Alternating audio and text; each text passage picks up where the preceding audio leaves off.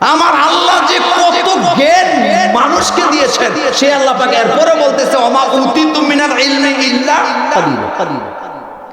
জিবরাইল আমিন এসে আল্লাহ বললেন জমিনটাকে উল্টায়া দাও, জমিনকে উল্টায়া দাও। জিবরাইল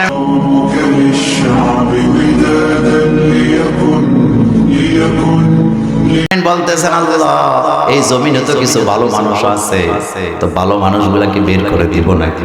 আল্লাহ তখন কি বললেন? আল্লাহ বললেন না, বের করার দরকার নাই। যেই সমাজে ভালো মানুষ থাকার পরে খারাপ মানুষের খারাপই থেকে বাধা দেয় না, প্রতিবাদ করে না, এমন ভালো মানুষ আমার দরকার নাই, তাদেরকে সুরটা উল্টায়া দাও।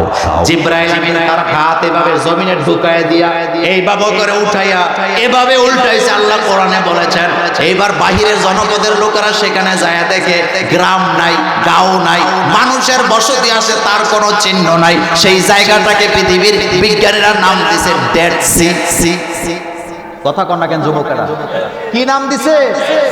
ডেড সি বলা হয়েছে এটাকে, মরা সমুদ্র। ওই সমুদ্রের পানিতে আপনি মানুষ পানিতে নামলে ডুবে যায়, আর ওই সমুদ্রে নামলে আপনি ভেসে থাকতে পারবেন, আপনি ডুববেন।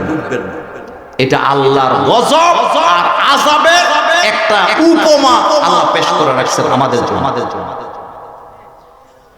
বাহিরের কাউমের লোকেরা সেখানে যে সাক্ষী হইছে, আল্লাহ পাক তাদেরকে এমন ভাবে গজব দিয়া ধ্বংস করে দিয়েছেন, এখানে জনবসতি ছিল, তার কোনো চিহ্ন আল্লাহ রাখেন নাই। এই ক্ষমতা কার? চিল্লায় বলেন এই ক্ষমতা কার? কথাটাতে ছিলাম রাসূল কারীম সাল্লাল্লাহু আলাইহি সাল্লাম সহিহ মুসলিমের হাদিসে বলেছেন কোন সমাজে যখন কোনো প্রতিবাদী মানুষ থাকে না, ভালো মানুষগুলা যখন অন্যায়ের প্রতিবাদ করে না, অবিচারের বিরুদ্ধে প্রতিবাদ করে না, আল্লাহ তখন ওই জনপদের উপরে আযাব, গজব, মহামারী নাযিল করেন। কথা বুঝেন নাই? আমার কলেজের ভাইয়েরা এখন আমাদের সাথে মিলান। একটা সময় ছিল মুরব্বীরা অন্যায় দেখলে দলবদ্ধ প্রতিবাদ করত, এখন আর আসেনি। তাইলে অপেক্ষা করেন, আযাব আর গজব কিন্তু ডেলি আসে না। আল্লাহ বলেন আমি ধৈর্য ধরি, কিছুদিন পর পরে আমি আযাব আর গজব দেই। আল্লাহর নবী বলেন মান রাআ মিনকুম মুনকারান ফালিয়ুগাইয়িরহু বিয়াদিহি ফা ইল্লাম ইয়াস্তাতি ফা বিলিসানিহি ফা ইল্লাম ইয়াস্তাতি ফা বিকলবিহি ওয়া যালিকা আদআফুল ঈমান। আল্লাহর নবী বলছেন তোমরা যখন সমাজে অন্যায় দেখো, অবিচার দেখো, প্রথমে তোমরা হাত দ্বারা বাধা দাও। এই কথা আমার না নবী। আমার কলিজার ভাইয়ারা, আমার নবী মায়ার নবী, দয়ার নবী, রহমতের সাগর, তিনি বলতেছে হাত দ্বারা বাধা দাও। হাত দ্বারা বাধা দেওয়া যদি না হয়, যদি এটা না পারো, তোমার যদি ক্ষমতায় না কোলায়, তাহলে কি দিয়ে বাধা দাও? এটা জোরে বলবেন, কি দিয়ে বাধা দাও? জবান দিয়ে বাধা দাও। কিন্তু চাকরি হারাবার হয়ে খতিব সাহেব মসজিদের জুমার নামাজে প্রতিদিন জুমা পড়ায়, মসজিদের সভাপতি সুদ খায়, সেক্রেটারি ঘুষ খায়, ক্যাশিয়ার সাহেব আমানতের খেয়ানত করে, পর্দা করে না, উনি ভয়ে এই ওয়াজগুলা মুখেও নেয় না, না জানি চাকরিটা চলে যাবে নাকি। এমন হাজার হাজার খতিব আমার বাংলাদেশে আছে না? না,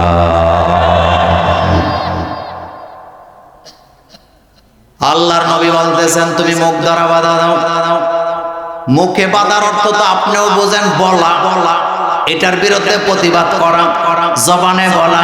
ক্যারাম বোর্ড খেলতেছে পোলা বাইনেরা, ক্যারাম বোর্ড যদি নিতান্তই ক্যারাম বোর্ডের জন্য খেলে, ছোট ছোট বাচ্চারা, আমি এই ব্যাপারে ফতোয়া দিতে আসি নাই, কিন্তু যখন ক্যারাম বোর্ড খেলা হয় 4 জনে 100 করে দিয়া যারা জিতবো সে এটা নিয়ে যাবে, এটা এখন জুয়ার পর্যায়ে যায় নাই। আসতে বলেন যায় না। দোকান একটা রাস্তার পাশে দিয়া, এবার দোকানের এক সাইডে ক্যারাম বোর্ড একটা সাজায় রাখছে, ক্যারাম বোর্ড ভাড়া দেওয়া হয়, আর ভাড়া নিয়া আমার যুবকেরা ক্যারাম বোর্ড খেলে টাকা দিয়া। এমন জুয়া আমাদের বাংলাদেশে না।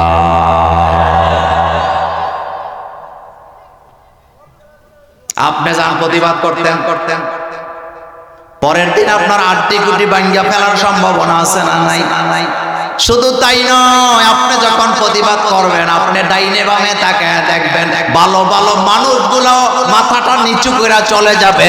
আপনাকে সাপোর্ট দেওয়া তো দূরের কথা, আপনার কথার সাথে কথা মিলাবে না, সুর মিলাবে না, এমন জাতের মুনাফিক মার্কা মুসলমান সমাজে আছে না? না,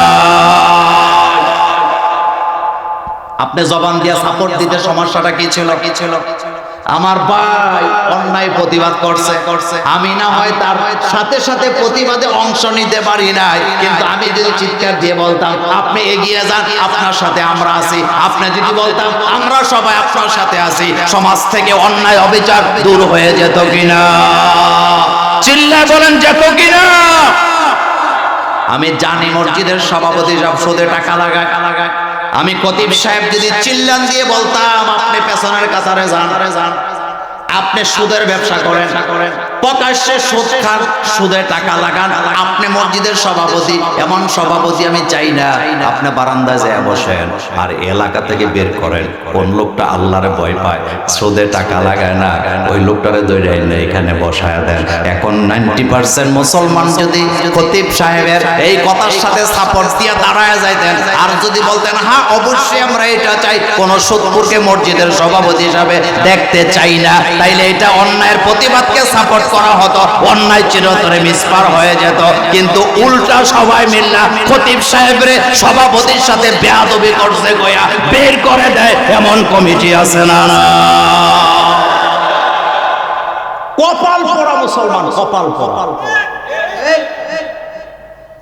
সমাজের সবাই খতিব সাহেব বলছে আপনি সুদের ব্যবসা করেন, আপনি সভাপতি কেন পেছনে যান? আমাদের সবাইকে আপনি সুদ দেন না, কয়টা দিছেন? উনি তো হাজার হাজার টাকা দিয়ে মসজিদ টাইলস করে দিছে। কথা কন না, এমন চোরবার প্রাণ নাই। তোমার সুদের টাকা আমার মসজিদের দরকার নাই। কাবাঘরের ইতিহাস পড়ে দেখেন, কাবাঘর যখন সংস্কার করা হচ্ছিল, আপনারা জানেন কাবার উত্তর পাশে একটা জায়গা সাদা দেয়াল দেয়া আছে, যেটাকে বলা হয় হাতিমে কাবা। কি বলা হয়? এই হাতিমে কাবার অর্থ কিন্তু আপনি বুঝেন নাই। এটাতে মানুষেরা নামাজ পড়ার জন্য ধাক্কা ধাক্কি করে, কত চেষ্টা করে। এই হাতিমে কাবা এটা স্বাভাবিক কোনো জায়গা না, এটা ছিল কাবার অংশ। সুবহানাল্লাহ ভাইজি, এদিকে তাকান, হাতিমে কাবা কাবার ভিতরে ছিল। আপনি বলবেন মোল্লা ভাই বাইরে হয়েছে কেমনে? কারণ কাবাঘর যখন সংস্কার করা হয় সমাজের সবাই সিদ্ধান্ত নিছে এই কাবার ভিতরে একটা টাকাও হারাম লাগানো হবে না। এবার এমন কঠোর আইন করছে, হালাল টাকা দাও, হালাল দাও, হালাল দাও। সমাজের সবাই হালাল দিতে দিতে দিতে দিয়ে এখন দেখতেছে হালাল টাকা দিয়া করার কারণে পুরাটা করা যায় না। এবার তারা সিদ্ধান্ত নিছে প্রয়োজনে এই জায়গাটা একটু ছেড়ে দিয়া এটাকে আলাদা করে দেয়াল করে রাখবো, এরপরে প্রয়োজনে একটু সাইড করে দেয়ালটা তুলে দিব, এরপরও হারাম টাকা লাগানো হবে না। আর আমার দেশে কেউ যদি ঘোষণা দেয় এই মসজিদে কত লক্ষ টাকার টাইলস লাগবে, এবার কয় 3 লাখ টাকা লাগবে, এবার কয় কোনো সমস্যা নেই আমি দিয়ে দিলাম। এবার বলেন একবারও কি জিজ্ঞাসা করার সাহস আছে টাকাটা হালাল না হারাম?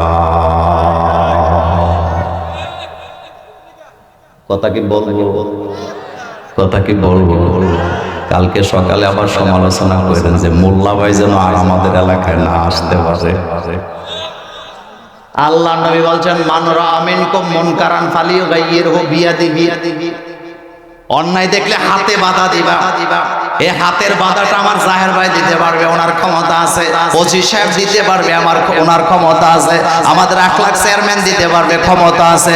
কিন্তু আমার তো হাতের ক্ষমতা নাই, কিন্তু আমি খতিব হিসাবে, বক্তা হিসাবে আমার জবানের ভিতরে আল্লাহর দেয়া শক্তি আছে না? মান সাকাতা আনিল হক, মান সাকাতা আনিল হক ফাহুয়া শয়তানু আখরাস। যে ব্যক্তি অন্যায় দেখার পরে প্রতিবাদ করে না তারা হলো বোবা শয়তান। এমন বোবা শয়তান আমাদের গ্রামে গ্রামের মসজিদে আছে না? আমার কলিজার ভাইয়েরা, আমার কলিজার ভাইয়েরা, বিশ্বনবী যেই মসজিদের ইমাম ছিলেন মসজিদের নামটাই মসজিদ নববী। আপনি মসজিদে নববীর ইতিহাস পড়ে দেখেন, হযরত আবু হুরায়রা রাদিয়াল্লাহু তাআলা আনহু বলে, বিশ্ব নবী যেই মসজিদের ইমাম, সেই মসজিদের দেয়ালগুলি ছিল মাটি। কথা কন না কেন? ফ্লোরটা ছিল মাটি। সানা উপরের ছাউনি ছিল খেজুর পাতার। যখন বৃষ্টি হতো, বুখারী মুসলিমে আসছে, বিশ্ব নবী ইমামতি করেন, সেই মসজিদের দেয়ালগুলা মাটির, সেই মসজিদের সানিটা ছিল খেজুর পাতার। হযরত আবু হুরায়রা বলে, যখন আমরা এই মসজিদে বৃষ্টি হতো নামাজ পড়তাম, আরে নামাজের পরে দেখতাম আমাদের হাঁটু, আমাদের নাকের আগা, আমাদের কপালের আগাগুলায় কাদা লেগে যেত। এমন পরিবেশে বিশ্বনবী তার সাহাবাদেরকে নামাজ পড়েছেন, এরপরও মসজিদে হারাম টাকা লাগায় নাই। আর হারাম টাকা দিয়ে দোতলা তিনতলা করে টাইলস করার জন্য, এসি লাগাবার জন্য পাগল হয়ে যায় এমন মুসল্লি আছে না?